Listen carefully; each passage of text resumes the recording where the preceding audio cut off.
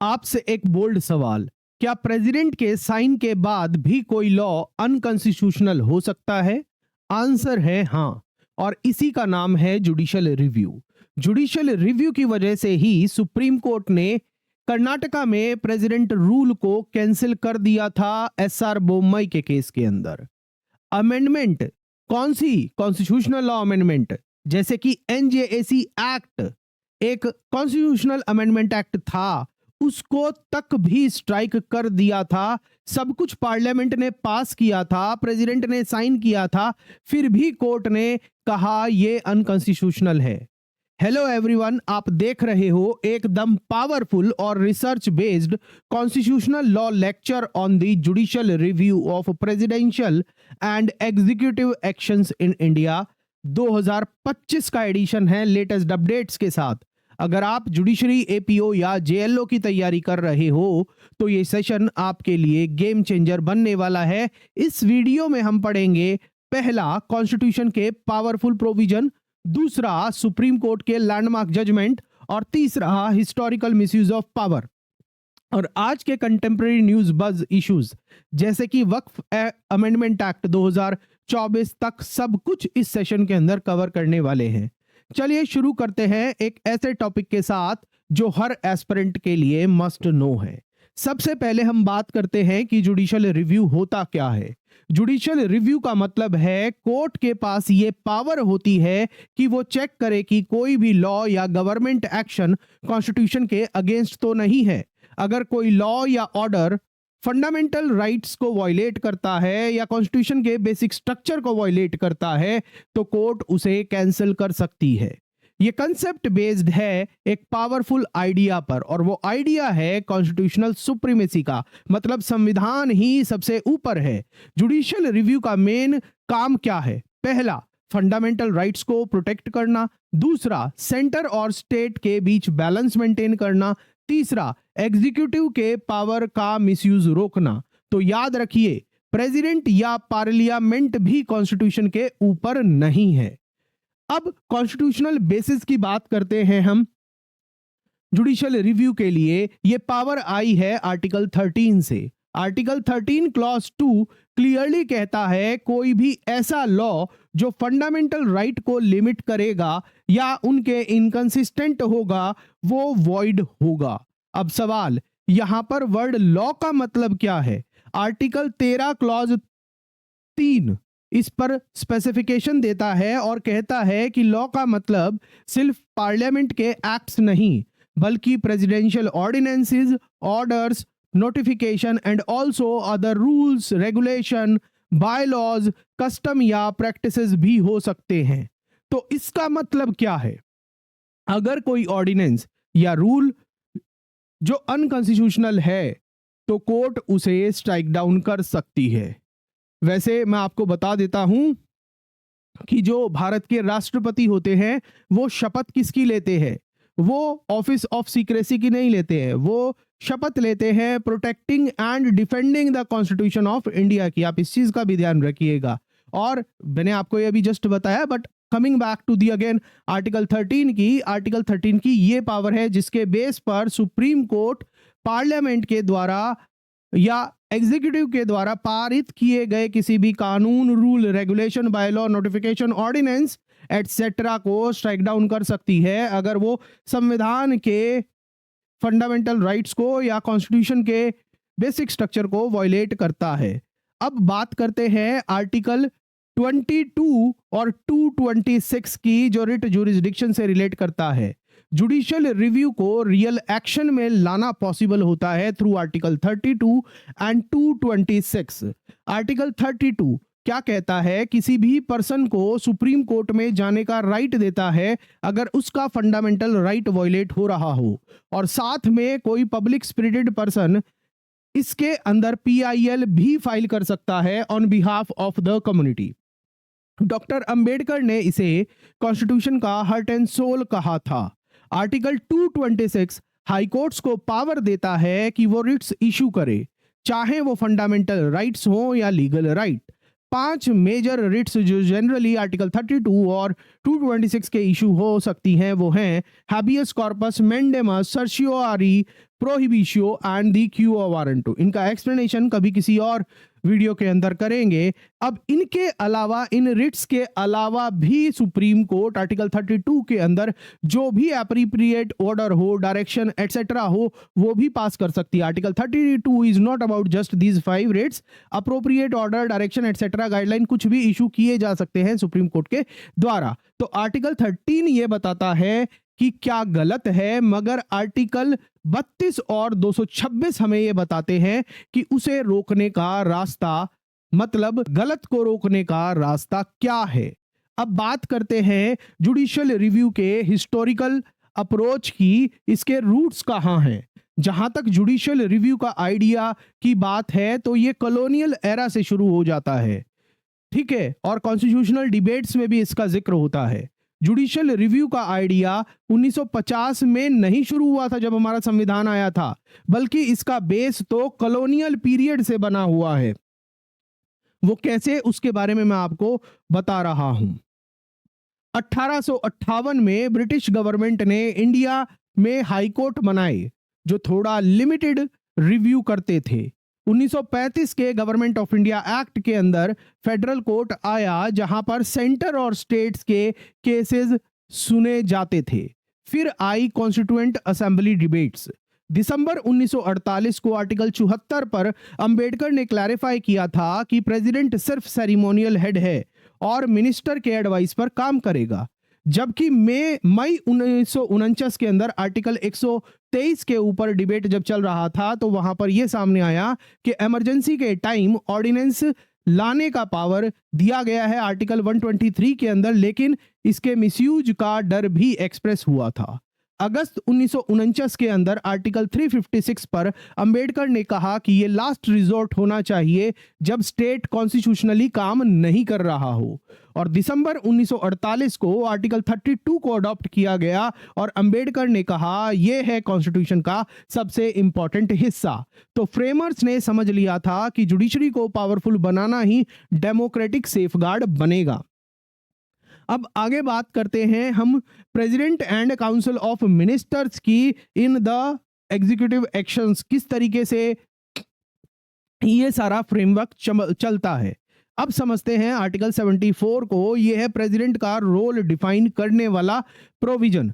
Article 74 clause 1 पर यह कहता है कि आर्टिकल 74 जो प्रेसिडेंट होंगे वो प्राइम मिनिस्टर और काउंसिल ऑफ मिनिस्टर की एडवाइस पर काम करेंगे। And you already know that the prime minister the council of minister is headed by the prime minister. तो मतलब प्रेसिडेंट काउंसिल ऑफ मिनिस्टर के एडवाइस पर ही काम करेंगे। ये बात आर्टिकल 74 क्लॉज 1 कहता है। और आर्टिकल 74 क्लॉज 2 की जहां तक बात है वो ये कहता है कि कोर्ट प्रेसिडेंट को दिए गए एडवाइस के कंटेंट को कभी भी इंक्वायर नहीं कर सकती। बट फिर आई एसआर बोम्मई की जजमेंट 1994 के अंदर, जिसमें सुप्रीम कोर्ट ने क्लैरिफाई किया, पहली चीज कोर्ट एडवाइस क्या दिया ये नहीं पूछ सकती, मगर नंबर 2 लेकिन एडवाइस पूछने के पीछे जो मटेरियल है, जैसे गवर्नर की रिपोर्ट है, उसका रिव्यू हो सकता है। समझ रहे हो? This is very very important कि कैबिनेट ने या काउंसिल ऑफ मिनिस्टर्स ने प्रेसिडेंट को क्या एडवाइस दिया आर्टिकल 74 के तहत, वो तो आप डायरेक्टली पूछ नहीं सकते, मगर उस एडवाइस के पीछे की बैकग्राउंड कारण क्या थे, ठोस कारण क्या थे, वो उनका जुडिशियल रिव्यू हो सकता है, जैसे गवर्नर की रिपोर्ट एटसेट्रा एटसेट्रा। तो एक इंपॉर्टेंट रूल यहां पर आप समझ लीजिए, cabinet advice is equal to confidential, but उस एडवाइस से प्रेसिडेंट ने जो एक्शन लिया वो जुडिशियली रिव्यूएबल है, उसकी जुडिशियल स्क्रूटनी कोर्ट के सामने पॉसिबल है। समझ रहे हैं? जुडिशियल स्क्रूटनी होगी तो अगर वो वैलिड है तो चलेगा ऐसे ही, और अगर अनकॉन्स्टिट्यूशनल है तो वो स्ट्राइक डाउन भी हो सकता है। इस बैलेंस से ही डेमोक्रेसी चलती है।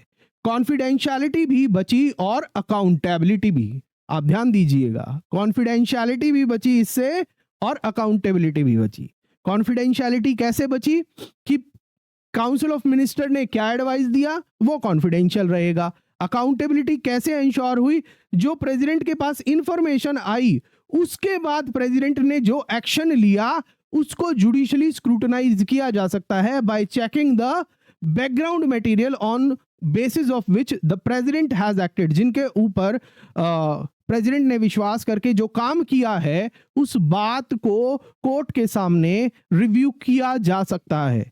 ये सब मैं आपको कॉन्स्टिट्यूशनली बता रहा हूं, संवैधानिक तौर पर बता रहा हूं, एज अ लॉ टीचर बता रहा हूं जो पिछले 14 साल से यूनिवर्सिटीज के अंदर और judiciary APO and JLO aspirants को पढ़ा रहे हैं। अब देखिए, आपको मैं एक और चीज बताना चाहूंगा। आप अभी तक मुझे ये बताइए कि आपके साथ जो अभी तक हम सेशन का पाठ कर चुके हैं, आपको कैसा लग रहा है?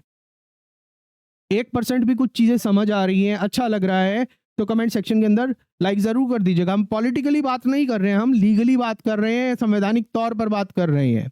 अब नेक्स्ट आगे की तरफ चलते हैं और जहां पर हम बात करते हैं ऑर्डिनेंस पावर की। आइए समझते हैं आर्टिकल 123 ऑर्डिनेंस पावर।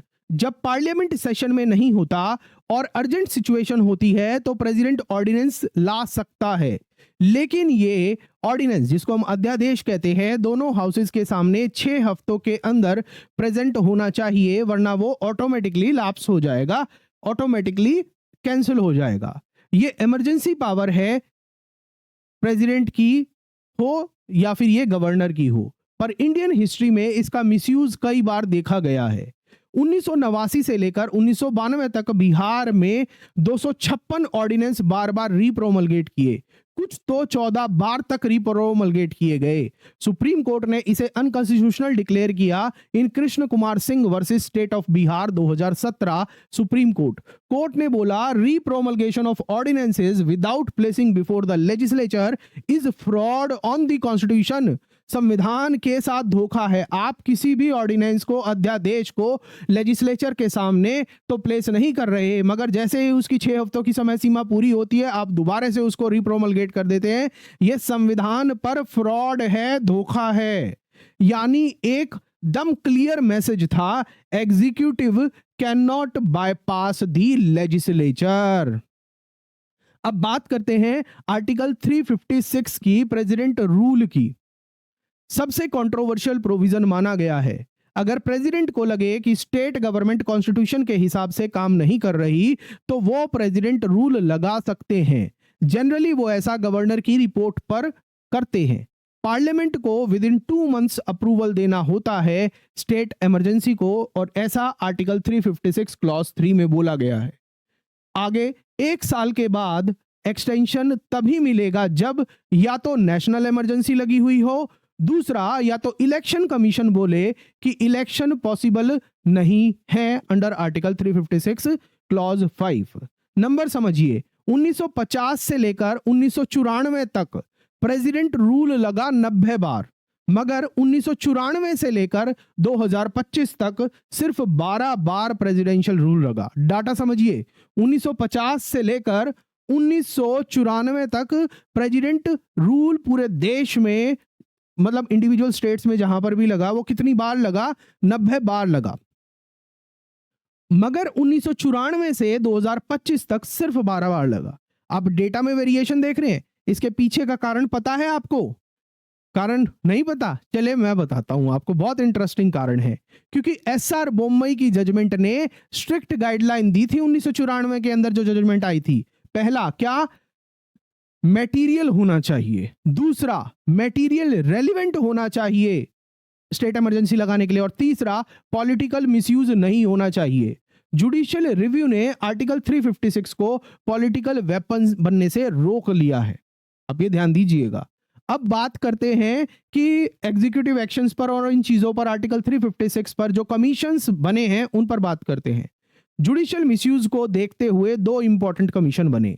पहला, सरकारिया कमीशन, जिसकी रिपोर्ट 1983 के अंदर आई, जिसने यह रिकमेंड किया, पहला, प्रेसिडेंट रूल का यूज सिर्फ लास्ट रिजोर्ट होना चाहिए। दूसरा, पहले वार्निंग देना चाहिए। तीसरा, गवर्नमेंट का रिपोर्ट डिटेल्ड और अनबायस्ड होना चाहिए।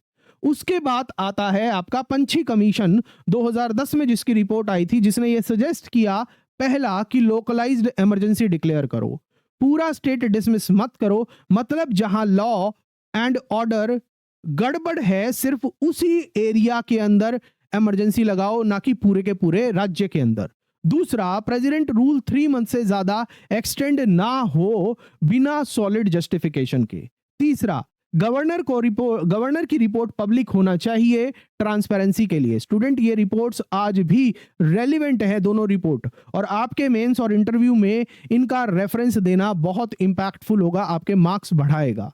अब आगे बात करते हैं आर्टिकल 361 की, जो प्रेसिडेंशियल इम्यूनिटी के बारे में बात करते हैं। चलिए एक और इंपॉर्टेंट प्रोविजन देखते हैं, वही आपके सामने है 361। आर्टिकल 361 ऑफ द कॉन्स्टिट्यूशन, ये आर्टिकल कहता है कि प्रेसिडेंट ऑफ इंडिया के खिलाफ उनके ऑफिशियल एक्ट्स के लिए कोर्ट में कोई भी क्रिमिनल प्रोसीडिंग या सूट फाइल नहीं किया जा सकता जब तक वो अपने ऑफिस में है, जब तक वो अपने ऑफिस में है। मतलब अगर प्रेसिडेंट ने कोई एक्ट किया है अपने ऑफिशियल कैपेसिटी में, तो उनके पर्सनल लायबिलिटी पे कोर्ट केस नहीं हो सकता। लेकिन इसका मतलब ये नहीं कि प्रेसिडेंट के डिसीजन रिव्यू नहीं हो सकते। उनकी पर्सनल लायबिलिटी नहीं होगी, मगर सरकार की तो हो सकती है ना। समझ रहे हो क्या बात मैंने अभी बोली है? बहुत इंटरेस्टिंग बात बोली है। प्रेसिडेंट की पर्सनल लायबिलिटी नहीं हो सकती है, मगर सरकार की कलेक्टिव लायबिलिटी तो हो ही सकती है ना। बम्बई जजमेंट में सुप्रीम कोर्ट ने ये क्लियरली क्लैरिफाई किया कि प्रेसिडेंट पर्सनली इम्यून है, लेकिन उनकी जो प्रोक्लेमेशन है, जैसे प्रेसिडेंट रूल के ऑर्डर्स या ऑर्डिनेंसेस, वो जुडिशियल रिव्यू के अंडर आते हैं। मतलब उनकी जुडिशियल स्क्रूटनी पॉसिबल है, और अगर वो गलत पाए जाते हैं तो कैंसल भी हो सकते हैं। सो रिमेंबर, प्रेसिडेंट के पर्सनल एक्शंस इम्यून हैं, लेकिन ऑफिशियल एक्शंस, स्पेशली जो कॉन्स्टिट्यूशनल इंपैक्ट क्रिएट करते हैं, वो कोर्ट के रिव्यू के लिए ओपन है। इस पॉइंट को क्लियर कर लीजिए, वो ओपन है कोर्ट के रिव्यू के लिए। अब बात करते हैं जुडिशियल रिव्यू पर जो पुराने केसेस हैं उनके बारे में। एक बात मैं आपको बताना चाहता हूं कि शुरुआती लैंडमार्क केसेस की जिन्होंने जुडिशियल रिव्यू के स्कोप को डिफाइन किया। पहला केस था ए गोपालन वर्सेस स्टेट ऑफ मद्रास 1950 का। यहां सुप्रीम कोर्ट ने एक नैरो व्यू लिया था और कहा था कि फंडामेंटल राइट सेपरेट हैं, और प्रिवेंटिव डिटेंशन एक्ट को अपहोल्ड किया गया था इस लॉ के अंदर। इस जजमेंट से जुडिशियल रिव्यू का स्कोप इनिशियली लिमिटेड था। दूसरा केस है शंकरी प्रसाद वर्सेस यूनियन ऑफ इंडिया 1951 का, जिसमें कॉन्स्टिट्यूशन के फर्स्ट कॉन्स्टिट्यूशनल अमेंडमेंट को अपहोल्ड किया गया था और बोला था कि पार्लियामेंट फंडामेंटल राइट अमेंड कर सकती है। जुडिशियल रिव्यू को यहां लिमिट किया गया कॉन्स्टिट्यूशनल अमेंडमेंट के कंटेक्स्ट में। तीसरा इंपॉर्टेंट केस है state of Madras versus VG Row 1952 का केस है। यहां कोर्ट ने एक स्टेट एक्ट को स्ट्राइक डाउन किया जो एसोसिएशन के फ्रीडम को रेस्ट्रिक्ट करता था, यानी आर्टिकल 19(1)(c) के वायलेशन पर पहली बार एग्जीक्यूटिव एक्शन को अनकॉन्स्टिट्यूशनल डिक्लेयर किया गया था। समझ रहे हैं आप? ऐसा नहीं है कि अभी एग्जीक्यूटिव एक्शन जो अगर अनकॉन्स्टिट्यूशनल है, इनहेरेंटली कॉन्स्टिट्यूशन के अगेंस्ट है, उसको आज ही के डेट में या अभी करंट सिनेरियो के अंदर ऐसे इंसिडेंट देखे गए हैं कि उनको अनकॉन्स्टिट्यूशनल डिक्लेयर किया गया। ये संविधान निर्माता जो हमारे फाउंडिंग फादर्स है, जिन्होंने कॉन्स्टिट्यूशन बनाया था, तभी से सिचुएशन हो रही है। अब ये जो वीजी रॉ का केस है, आपको 1952 में आपने देख लिया, उससे पहले भी केसेस मैंने आपको बताए हैं, ठीक है, किस तरीके से जुडिशियल रिव्यू होता रहा है।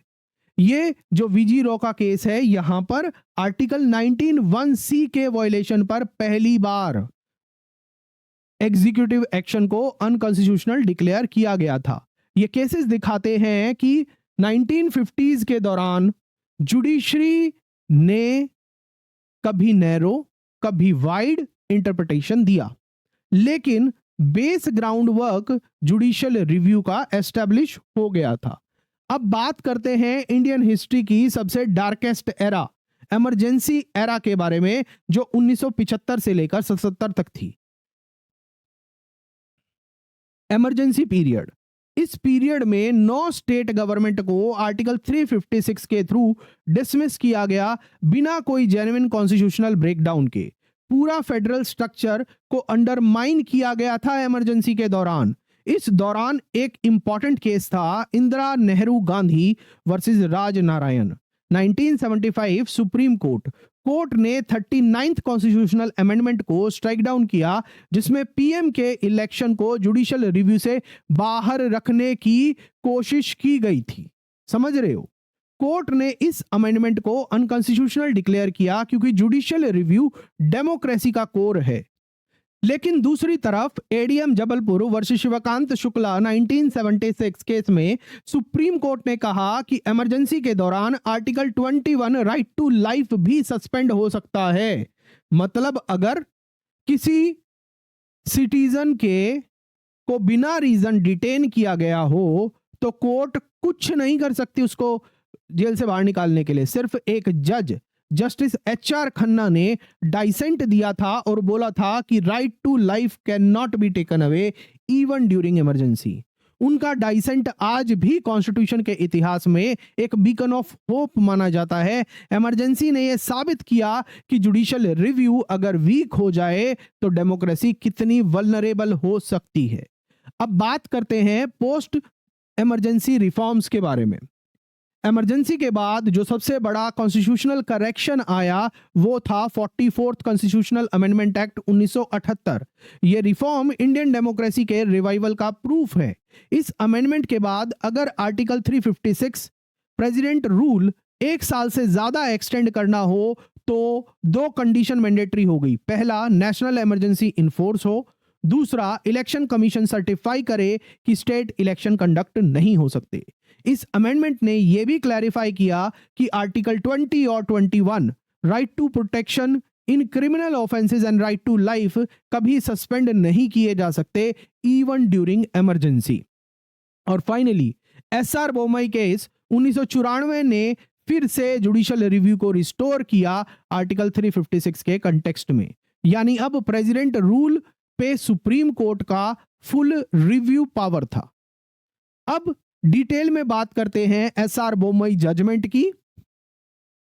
यूनियन ऑफ इंडिया का case, SR Bommai versus union of India 1994। यह केस इंडियन फेडरलिज्म का माइलस्टोन बन गया।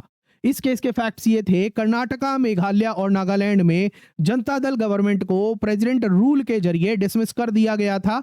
गवर्नर ने अपने रिपोर्ट में बोला कि मेजॉरिटी लॉस्ट हो गई है, लेकिन उसका कोई फ्लोर टेस्ट नहीं हुआ था। इस चीज के लिए इशू कोर्ट के सामने जो आए, पहला, क्या आर्टिकल 356 के प्रोक्लेमेशन जुडिशियली रिव्यू हो सकते हैं? दूसरा, क्या आर्टिकल 74 क्लॉज 2 कैबिनेट एडवाइस को रिव्यू से शील्ड करता है? इस पर सुप्रीम कोर्ट ने जजमेंट दिया। क्या बोला सुप्रीम कोर्ट ने? पहला, प्रेसिडेंट रूल के लिए गवर्नर रिपोर्ट या मटेरियल होना चाहिए और वो मटेरियल रेलेवेंट और जेन्युइन होना चाहिए। दूसरा, अगर पॉलिटिकल मोटिव्स या मैलाफाइड इंटेंशन दिखे तो प्रोक्लेमेशन अनकॉन्स्टिट्यूशनल होगा और अगर अनकॉन्स्टिट्यूशनल हुआ तो वो कैंसिल होगा। सुप्रीम कोर्ट ने यह भी बोला कि अगर प्रोक्लेमेशन इनवैलिड हो जाए तो स्टेट लेजिस्लेटिव असेंबली को रिस्टोर भी किया जा सकता है। This is very very important. मतलब देखिएगा कि सुप्रीम कोर्ट ने बता दिया था कि प्रेसिडेंशियल एक्शन कैंसिल हो सकते हैं। इंपैक्ट क्या हुआ इस जजमेंट का? 1950 से लेकर 1994 तक जहां आर्टिकल 356 का मिसयूज हुआ लगभग 90 बार, मगर 1994 के बाद 2025 तक सिर्फ 12 बार स्टेट इमरजेंसी लगी।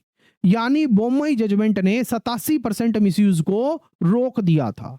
अब बात करते हैं दूसरे लैंडमार्क केस की। केस का नाम है Rameshwar Prasad versus union of India 2006 supreme court. इस केस में क्या हुआ? 2005 में बिहार में हंग असेंबली आई थी। गवर्नर ने रिकमेंड किया कि प्रेसिडेंट रूल लगाया जाए, ये कहकर कि हॉर्स ट्रेडिंग हो सकती है, मतलब सांसदों की खरीद फरोख्त हो सकती है। बट याद रखिएगा, कोई एक्चुअल एविडेंस नहीं था, सिर्फ सस्पिशन था। सुप्रीम कोर्ट ने इस प्रोक्लेमेशन को मैलाफाइड बोला और इसे स्ट्राइक डाउन कर दिया। यह केस बोमई का फॉलो अप था। कोर्ट ने यहां पर क्लैरिफाई किया कि गवर्नर के रिपोर्ट में कंक्रीट मटेरियल होना चाहिए। स्पेकुलेशन पे आर्टिकल 356 से कभी भी इंपोज नहीं हो सकती। यह केस प्रूव करता है कि जुडिशरी एग्जीक्यूटिव के एक्शंस को पॉलिटिकली नहीं बल्कि संवैधानिक तौर पर जज करती है, कॉन्स्टिट्यूशनली जज करती है। This is very very important. अगला लैंडमार्क जो केस है, Krishna Kumar Singh versus state of Bihar 2017 supreme court. Landmark recent का ही केस है। यहां पर बिहार सरकार ने एक ऑर्डिनेंस को बार बार रीप्रोमलगेट किया। बिना लेजिस्लेचर के अप्रूवल के। स्पेशली जो ये बिल था रिलेटेड था संस्कृत स्कूल के टेक ओवर से रिलेटेड। सुप्रीम कोर्ट ने यहां कहा ऑर्डिनेंसेस का इमरजेंसी पावर, ऑर्डिनेंस एक इमरजेंसी पावर है मगर परमानेंट लॉ बनाने का टूल कभी नहीं हो सकती डेमोक्रेसी में। Repromulgation without placing before the legislature is a fraud on the constitution. संविधान के साथ वो फ्रॉड है। इस केस ने एग्जीक्यूटिव के शॉर्टकट गवर्नेंस पर ब्रेक लगा दिया था और ऑर्डिनेंस मेकिंग पावर को कॉन्स्टिट्यूशनली कंट्रोल में लाया गया था। अगला जो लैंडमार्क केस है आपको पता ही है, national judicial appointment commission versus union of India. ये केस जहां पर एनजेएसी को अनकॉन्स्टिट्यूशनल डिक्लेयर किया गया 2015 supreme court 99th constitutional amendment के थ्रू एक नेशनल जुडिशियल अपॉइंटमेंट कमीशन बनाया गया था जिसमें एग्जीक्यूटिव थे कौन कौन, law minister plus 2 eminent person का रोल भी था जजेस के अपॉइंटमेंट में, हायर जुडिशरी के अपॉइंटमेंट में। सुप्रीम कोर्ट ने इसके अंदर बोला ये जुडिशियल इंडिपेंडेंस को हर्ट करता है और बेसिक स्ट्रक्चर को वायलेट करता है। आर्टिकल 50 के अकॉर्डिंग जुडिशरी और एग्जीक्यूटिव का सेपरेशन होना चाहिए, जुडिशरी इंडिपेंडेंट होनी चाहिए। तो इसका इंपैक्ट क्या हुआ, रिजल्ट क्या हुआ, एनजेएसी एक्ट स्ट्रक डाउन हो गया और कॉलेजियम सिस्टम फिर से वापस आ गया, जिसके ऊपर आजकल बहुत डिस्कशन है। This case shows even a constitutional amendment signed by the president can fall if it violates the basic structure of the constitution as laid down in the Kesavananda Bharati case. अब बात करते हैं अगले लैंडमार्क केस की जो है Navtej Singh Johar case versus Navtej Singh Johar versus union of India 2018 का। Fact ये थे कि धारा 377 आईपीसी जो कंसेंशुअल होमोसेक्सुअल रिलेशंस को क्रिमिनलाइज करता था 1861 से एनफोर्स में था थ्रू आईपीसी। ये लो कॉलोनियल एरा का था but it continued after the coming into the enforcement of the constitution. और संविधान अगर संविधान के आने के बाद कोई लॉ कंटिन्यू हो रहा है तो it means we assume that और it is a basic principle that it is continuing under the authority of the Constitution and also by the approval of the government or you can say that the executive। executive में कौन आपका, obviously government plus president, और या फिर आप ये भी कह सकते हैं कि पार्लियामेंट के कंसेंसस से। ठीक है, सुप्रीम कोर्ट ने इस केस के अंदर बोला कि जो सेक्शन 377 है वो क्या वायलेट करता है। पहला आर्टिकल 14 जो बात करता है इक्वालिटी बिफोर लॉ की, दूसरा आर्टिकल 15 की जो नॉन डिस्क्रिमिनेशन के बारे में बोलता है, और तीसरा आर्टिकल 19(1)(a) जो फ्रीडम ऑफ एक्सप्रेशन के बारे में बात करता है, और चौथा आर्टिकल 21 जो right to life and privacy को देखता है। तो इसलिए जो ये आर्टिकल सेक्शन 377 है ये गैर संवैधानिक है, असंवैधानिक है, अनकॉन्स्टिट्यूशनल है। लेसन यहां से हमें क्या मिलता है कि even colonial laws continued with the presidential assent after the coming into the enforcement of the constitution can be struck down by judiciary अगर वो फंडामेंटल राइट्स को वायलेट करते हैं। अब कुछ और लैंडमार्क जजमेंट्स के बारे में जल्दी से फटाफट से समझते हैं। एग्जीक्यूटिव ऑर्डर्स जहां पर स्ट्राइक डाउन हुए थे, पहला Minerva mills versus union of India 1980 का part of 42nd amendment act वो स्ट्रक डाउन बेसिक स्ट्रक्चर को प्रोटेक्ट करने के लिए। दूसरा इंदिरा गांधी वर्सेस राजनारायण 1975 जहां पर 39th अमेंडमेंट को स्क्रैप किया गया, पीएम इलेक्शन के जुडिशियल रिव्यू से इम्यून नहीं हो सकता ये कहते हुए। तीसरा Shayara Bano versus union of India 2017 triple talaq को अनकॉन्स्टिट्यूशनल डिक्लेयर किया गया, ऑर्डिनेंस लेटर इशू हुआ था बट सुप्रीम कोर्ट ने क्लैरिटी दे दी थी। चौथा DC Wadhwa versus state of Bihar 1987 repromulgation of ordinance is equal to colourable exercise of power और ऐसा करना फ्रॉड ऑन द कॉन्स्टिट्यूशन है। पांचवा case AK Roy versus union of India 1982 preventive detention ordinance provision struck down हुए थे। छठा IR Coelho versus state of Tamil Nadu 2007 supreme court 9th schedule के laws को भी जुडिशियल रिव्यू के स्कोप में रखा गया अगर वो बेसिक स्ट्रक्चर वायलेट करते हों। सातवां case Waman Rao versus union of India 1981 supreme court 9th schedule के पोस्ट केशवानंद लॉज को जुडिशियली रिव्यूएबल रखा गया। आठवां case Kihoto Hollohan versus Zachillhu 1992 supreme court 10th schedule anti defection पर स्पीकर डिसीजन जुडिशली रिव्यू हो सकते हैं अगर बायस या नेचुरल जस्टिस वायलेशन दिखे। तो आप देखिएगा, ऐसा एक बार नहीं बहुत बार हुए हैं जहां पर सुप्रीम कोर्ट ने प्रेसिडेंशियल एक्शन या फिर एग्जीक्यूटिव एक्शंस, सरकार के एक्शंस को रिव्यू किया और ये पाया कि अगर वो अनकॉन्स्टिट्यूशनल है तो वो कैंसिल भी हुए हैं, वो रद्द भी हुए हैं। तो लॉ बिल्कुल क्लियर है कि हाँ, एग्जीक्यूटिव एक्शंस जुडिशियली रिव्यूएबल हैं और वो रद्द भी हो सकते हैं बशर्ते they violate the constitution of the India. समझ रहे हैं? अब आगे बात करते हैं हम एक बहुत इंपॉर्टेंट क्वेश्चन की, बहुत इंपॉर्टेंट डॉक्ट्रिन की, जो है पॉलिटिकल क्वेश्चंस डॉक्ट्रिन। ये कॉन्सेप्ट ओरिजिनेट हुआ था यूनाइटेड स्टेट्स के एक फेमस केस में, लूथर वर्सेस बॉर्डन के केस में 1849। इसमें यूएस सुप्रीम कोर्ट ने बोला था कि कुछ मैटर्स पॉलिटिकली क्वेश्चंस होते हैं जिनमें कोर्ट्स इंटरफेयर नहीं कर सकते। मतलब यहां पर ये एक तरह से ये बोला गया कि कुछ ऐसे सवाल हैं जो जिनका कोर पॉलिटिकल नेचर का है और ऐसे केसेस के अंदर कोर्ट्स को इंटरफेयर नहीं करना चाहिए, उन्हें पॉलिटिकल ब्रांचेस को ही हैंडल करते रहने देना चाहिए। इंडिया में भी स्टार्टिंग में यही व्यू था। 1977 के केस में, state of Rajasthan versus union of India के केस में, सुप्रीम कोर्ट ने हेजिटेट किया था आर्टिकल 356 के मिसयूज को रिव्यू करने में, यह कहकर कि यह एक पॉलिटिकल मैटर है। लेकिन फिर आई 1994 की फेमस एसआर बोम्मई जजमेंट, जिसने सब कुछ बदल दिया और जहां पर सुप्रीम कोर्ट ने कहा पॉलिटिकल मोटिव्स और कॉन्स्टिट्यूशनल ब्रेकडाउन के बीच फर्क समझना बहुत जरूरी है। अगर प्रेसिडेंट के एक्शंस कॉन्स्टिट्यूशनल फ्रेमवर्क को तोड़ते हैं तो उनका रिव्यू होना चाहिए, चाहे उनके पीछे पॉलिटिकल इंटेंशन हो या ना हो। इसे एक क्लियर मैसेज गया, पॉलिटिकल पावर भी कॉन्स्टिट्यूशनल बाउंड्रीज के अंदर ही काम करेगी। अब बात करते हैं प्रेजेंट कंट्रोवर्सी की, जो बात करता है वक्फ अमेंडमेंट एक्ट की 2024। आज जुडिशरी के सामने सबसे बड़ा कंटेम्पररी इशू है वक्फ अमेंडमेंट एक्ट कि इसकी कॉन्स्टिट्यूशनल वैलिडिटी को डिसाइड करना है। अभी हमें कुछ नहीं पता कि ये लॉ कैसा है, क्या नहीं है। पेटिशनर्स की तरफ से कुछ आर्ग्यूमेंट है, सरकार की तरफ से कुछ आर्ग्यूमेंट है। देखिए अल्टीमेटली क्या डिक्लेयर होता है, मगर as for discussion point of view I am discussing certain things on the basis of law and the constitution of India. ये एक्ट पार्लियामेंट ने पास कर दिया था और प्रेसिडेंट द्रौपदी मुर्मू जी ने इसे साइन भी किया, लेकिन अब सुप्रीम कोर्ट इसे रिव्यू कर रही है। मेजर चेंजेस क्या हैं इस कानून के, वक्फ अमेंडमेंट एक्ट के? पहला जो कंट्रोवर्शियल है, जिनके ऊपर इनको क्वेश्चन किया गया है, फर्स्ट, नॉन मुस्लिम मेंबर्स को वक्फ बोर्ड में शामिल किया गया है। दूसरा, डिस्ट्रिक्ट कलेक्टर को पावर दी गई है वक्फ डिस्प्यूट डिसाइड करने की, जो पहले ट्राइब्यूनल्स करते थे।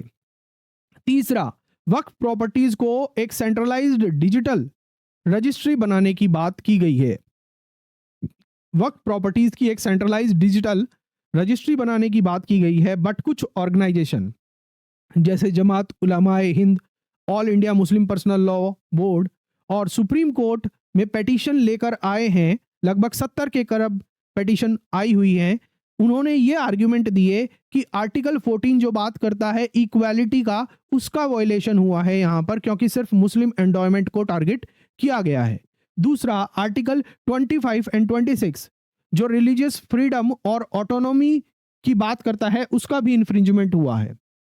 तीसरा, फेडरलिज्म का भी वायलेशन हुआ है, क्योंकि लैंड एक स्टेट लिस्ट सब्जेक्ट है, तो सेंटर को इंटरवेंशन नहीं करना चाहिए। सेंटर का इंटरवेंशन यहां पर अनकॉन्स्टिट्यूशनल है।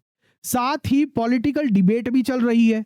कुछ लोग कहते हैं जुडिशियल ओवर रीच कर रही है, दूसरी तरफ लोग कहते हैं जुडिशरी कॉन्स्टिट्यूशनल गार्डियन है, और कुछ लोग तो यहां तक कह रही है कि सुप्रीम कोर्ट देश के अंदर धार्मिक दंगे भड़काने पे लगी हुई है। ये सब पॉलिटिकल बातें हैं, मगर हमारा किसने क्या कहा, पॉलिटिकल बातों का हमारे इस लीगल डिस्कशन में कोई स्कोप नहीं है। We will talk only on the basis of as the constitution is. तो चलिए वापस से अपने कॉन्स्टिट्यूशन डिस्कशन पर आते हैं। वो ये है कि we will speak only on the basis of the law and that is the constitution of India on this specific matter. अब coming to the next point जो है वक्फ एक्ट। वक्फ एक्ट की बात करें तो इसमें आपको कुछ लीगल इश्यूज को समझना चाहिए। चलिए वक्फ एक्ट के कॉन्स्टिट्यूशनल चैलेंजेस को एक लीगल मैप के थ्रू समझते हैं। वक्फ अमेंडमेंट एक्ट के पहला इक्वालिटी जो आर्टिकल 14 के अंदर है, और उसका जो सिंपल पॉइंट जो क्वेश्चनेबल किया गया है वो ये है कि सिर्फ यहां पर रिलीजियस ट्रस्ट को रेगुलेट करना अनफेयर और डिस्क्रिमिनेटरी बोला जा रहा है। यहां पर यह देखना होगा कि जब सुप्रीम कोर्ट का फाइनल जजमेंट आएगा कि सिर्फ इस एंगल को कि सिर्फ मुस्लिम ट्रस्ट को रेगुलेट करना अनफेयर की बात है या डिस्क्रिमिनेटरी है, तो यहां पर ये देखेंगे कि सुप्रीम कोर्ट इस पर क्या जजमेंट लेके आती है, क्या इसको रीजनेबल क्लासिफिकेशन के अंदर रखती है या रीजनेबल क्लासिफिकेशन के बाहर रखती है। रीजनेबल क्लासिफिकेशन के अंदर रखा तो ये लॉ वैलिड होगा, रीजनेबल क्लासिफिकेशन के बाहर रखा तो ये इनवैलिड हो सकता है। हमें कुछ नहीं पता, लेट्स सी सुप्रीम कोर्ट क्या कहती है इस पर, क्योंकि that is the final authority on interpreting the constitution and the deciding the legitimacy of the laws. दूसरा जो आर्ग्यूमेंट है वो रिलीजियस ऑटोनॉमी से रिलेटेड है। आर्टिकल 25 एंड 26 स्टेट को रिलीजियस इंस्टीट्यूशन के अंदर इंटरफेयर करने से मना करते हैं। ठीक है। तीसरा फेडरलिज्म, किसके रेफरेंस में? लैंड इशू के रेफरेंस में। स्टेट लिस्ट एंट्री 18 सब्जेक्ट है, लैंड एक स्टेट सब्जेक्ट है और सेंट्रल रजिस्ट्री बनाना इस पर एक वायलेशन है। तो ये केस सिर्फ वक्फ बोर्ड का नहीं, कॉन्स्टिट्यूशनल स्ट्रक्चर का, फेडरलिज्म का, रिलीजियस राइट्स का और इक्वालिटी का भी है। अब बात करते हैं जुडिशियल रिव्यू पर कंपैरेटिव पर्सपेक्टिव की। इंटरनेशनल लेवल पे कैसे हैंडल होता है जुडिशियल रिव्यू? फर्स्ट, यूके में कोई रिटन कॉन्स्टिट्यूशन नहीं है, यूनाइटेड किंगडम में कोई रिटन कॉन्स्टिट्यूशन नहीं है, इसलिए पार्लियामेंट सुप्रीम होती है। वहां पर कोर्ट स्टैट्यूट को अनकॉन्स्टिट्यूशनल डिक्लेयर नहीं कर सकती। अब बात करते हैं दूसरे नंबर पर यूएसए में। यूएसए में 1803 के famous case Marbury versus medicine ने ये एस्टैब्लिश किया कि कोर्ट्स एग्जीक्यूटिव और लेजिस्लेटिव एक्शंस को रिव्यू कर सकती है अगर वो कॉन्स्टिट्यूशन के अगेंस्ट हैं। तीसरा, इंडिया ने एक हाइब्रिड मॉडल अडॉप्ट किया। हमारे पास एक रिटन कॉन्स्टिट्यूशन है और स्ट्रॉन्ग जुडिशियल रिव्यू का पावर भी। वो कैसे? आर्टिकल 13 अनकॉन्स्टिट्यूशनल लॉ वॉइड होती है। दूसरा, आर्टिकल 32 एंड 226 फंडामेंटल राइट के प्रोटेक्शन के लिए direct access to higher courts provide करता है। इससे प्रूव होता है इंडियन डेमोक्रेसी एक ग्लोबल स्टैंडर्ड पर है और अपना यूनिक मॉडल मेंटेन करती है। अब जुडिशियल रिव्यू क्यों जरूरी है हेल्दी डेमोक्रेसी के लिए, उसके बारे में मैं आपको बताता हूं। जुडिशियल रिव्यू एक हेल्दी डेमोक्रेसी का फाउंडेशन क्यों है? पहला, कॉन्स्टिट्यूशन सबसे ऊपर रहता है, इससे प्रेसिडेंट या पार्लियामेंट भी कॉन्स्टिट्यूशन के अगेंस्ट कुछ नहीं कर सकते। दूसरा, फंडामेंटल राइट की रक्षा होती है। जैसे आपने देखा नवतेज जौहर केस में सेक्शन 377 को स्ट्राइक किया गया, शायरा बानो केस में ट्रिपल तलाक को अनकॉन्स्टिट्यूशनल डिक्लेयर किया। तीसरा, प्रेसिडेंट रूल का मिसयूज कंट्रोल होता है। बोम्मई और रामेश्वर प्रसाद ने इंश्योर किया कि आर्टिकल 356 सिर्फ जेन्युइन ब्रेकडाउन पर यूज होगा। चौथा, ऑर्डिनेंस मिसयूज कंट्रोल भी जुडिशियल रिव्यू के थ्रू होता है। यह हमने देखा कृष्ण कुमार सिंह और डीसी वाधवा के केसेस में, जहां पर सुप्रीम कोर्ट ने बोला कि रीप्रोमलगेशन फ्रॉड होगा संविधान पर। तो जुडिशरी ने डेमोक्रेसी को बैलेंस, डिग्निटी और जस्टिस के साथ सेफ रखा है। और अगला पॉइंट है पांचवा पॉइंट, फेडरलिज्म का प्रोटेक्शन। बोम्मई के बाद आर्टिकल 356 का मिसयूज में 87% तक रिडक्शन हुआ। छठा पॉइंट है बैलेंस ऑफ पावर्स के रिगार्डिंग। मिनर्वा मिल्स ने एग्जीक्यूटिव और लेजिस्लेटिव डोमिनेशन पे ब्रेक लगाया। एनजेएसी ने जुडिशियल इंडिपेंडेंस को स्ट्रॉन्ग रखा। सातवां पॉइंट सोशल जस्टिस को भी स्ट्रॉन्ग करता है। एलजीबीटीक्यू राइट्स, जेंडर इक्वालिटी जैसे इश्यूज पर जुडिशरी ने लीड रोल प्ले किया है। आठवां पॉइंट ग्लोबल अलाइनमेंट भी है। इंडिया का मॉडल यूएस, कनाडा जैसे मैच्योर डेमोक्रेसी के बराबर है। जुडिशियल रिव्यू एक टूल नहीं, एक ट्रस्ट है जिससे लोगों का भरोसा बनता है। अब बात करते हैं लास्ट में कंक्लूजन की और कंप्लीटिंग द डिस्कशन की। विद दिस आज का जो हमारा डिस्कशन है वो पूरा होता है, मगर आखिर में एक गोल्डन लाइन आपके लिए मैं बोल रहा हूं। इंडिया में कोई भी पावर, चाहे प्रेसिडेंट हो या पार्लियामेंट, कॉन्स्टिट्यूशन के ऊपर नहीं है, क्योंकि कॉन्स्टिट्यूशन के अंदर इन दोनों अथॉरिटीज को कंस्टिट्यूट किया गया है। प्रेसिडेंट कैसे अपॉइंट होगा, कौन होगा, क्या क्वालिफिकेशन होगी, उसी तरह पार्लियामेंट का कॉन्स्टिट्यूशन कैसे होगा, वो सब कुछ कॉन्स्टिट्यूशन के अंदर दिया गया है। इसलिए कॉन्स्टिट्यूशन के ऊपर कुछ भी नहीं है। जुडिशियल रिव्यू इसकी एक सेफ्टी वॉल्व है जो डेमोक्रेसी को डिक्टेटरशिप बनने से बचाता है। जुडिशरी एस्पिरेंट्स, आप कल के जजेस हो। इस टॉपिक को हर एंगल से समझना जरूरी है, क्योंकि आप ही कल को कॉन्स्टिट्यूशन के प्रोटेक्टर बनोगे। तो आपको पता चल गया क्लियरली कि यस, प्रेसिडेंशियल एक्शंस को सुप्रीम कोर्ट कैंसिल कर सकते हैं अगर वो कॉन्स्टिट्यूशन को वायलेट करने वाले हों। अगर आपको ये वीडियो वैल्यूएबल लगा हो तो लाइक करो, शेयर करो, चैनल को सब्सक्राइब करो, कमेंट्स में अपना आज का बिगेस्ट टेक अवे भी लिख दीजिए। और अगर आप और कोई वीडियो और कोई टॉपिक पर डिस्कशन चाहते हैं ऐसा ही रिसर्च बेस्ड, तो वो भी कमेंट सेक्शन के अंदर बताइएगा। और अगर हमारे साथ पर्सनलाइज तरीके से आप जुडिशरी एपीओ जेएलओ एग्जामिनेशन की तैयारी करना चाहते हैं तो आप हमारी वेबसाइट doonlawmentor.com से, या फिर हमारी Android app Doon law mentor आप गूगल प्ले स्टोर से इंस्टॉल कर सकते हैं और हमारे फ्री और पेड कोर्सेज और डिफरेंट रिसोर्सेज का आनंद उठा सकते हैं। अपनी जुडिशरी एपीओ जेएलओ एग्जामिनेशन की तैयारी को नेक्स्ट लेवल पर लेके आ सकते हैं। चलिए मिलते हैं आपसे नेक्स्ट सेशन में। Thank you, God bless you.